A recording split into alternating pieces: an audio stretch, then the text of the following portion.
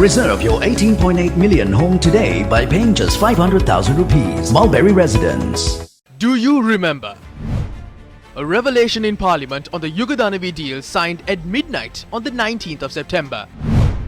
Several constituent parties in the government oppose the deal. Some entities go to court against the agreement. Ceylon Electricity Board trade unions launch strike. Requests mount in and outside Parliament to table the agreement. What is the New Fortress Agreement? The agreement involves selling a 40% stake of the Yugadanavi power plant in Keravalapitia to a US company named New Fortress Energy for $250 million. The power plant produces 300 megawatts of electricity.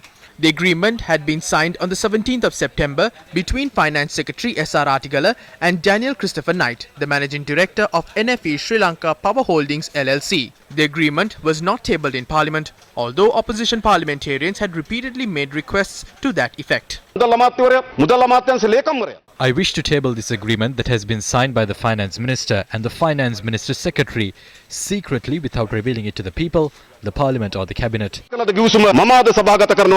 Vimal Veeravansa said the agreement has already been submitted to the Cabinet. It was submitted to the Cabinet 2 weeks ago. The matter was dragged for some time when it was discussed in the Cabinet. There is some work to be done on this. Based on how our country operates, it's no surprise that it will reach the hands of someone after it is tabled in the Cabinet. New Fortress Energy We raised that question in the Cabinet meeting. We have submitted those questions in writing to the Cabinet as well, but the discussions haven't ended. Chief Government Whip Johnston Fernando expressed the following views on the agreement after the budget was passed in Parliament yesterday. There is an agreement. It has been approved by the Cabinet. The Cabinet has approved to sign the agreement. Once that's done, as a minister I don't have to go and inquire into the contents of this agreement. We have faith in it. When the Cabinet grants approval for an agreement to be signed with the Attorney General's approval, I don't believe we have to read the entirety of it.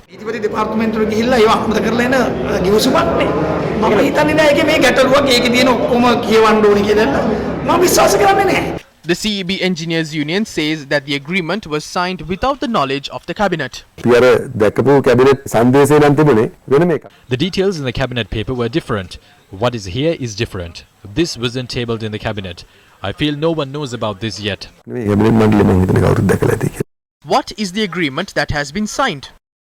The agreement says the sale of shares from West Coast Power Private Limited that owns the Yugadanavi power plant won't be limited to 40%. The agreement had been signed on the 17th of September between Finance Secretary S.R. Artigala and Daniel Christopher Knight, the Managing Director of NFE Sri Lanka Power Holdings LLC.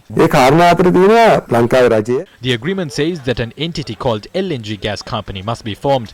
This company would be acquired by the New Fortress company. The deal on that must be signed in the future. Under stage 2 of releasing the money, New Fortress must be declared as the authority to supply LNG to all power plants in Sri Lanka. That is when they will give us $63 million. What is the company that has signed this serious deal?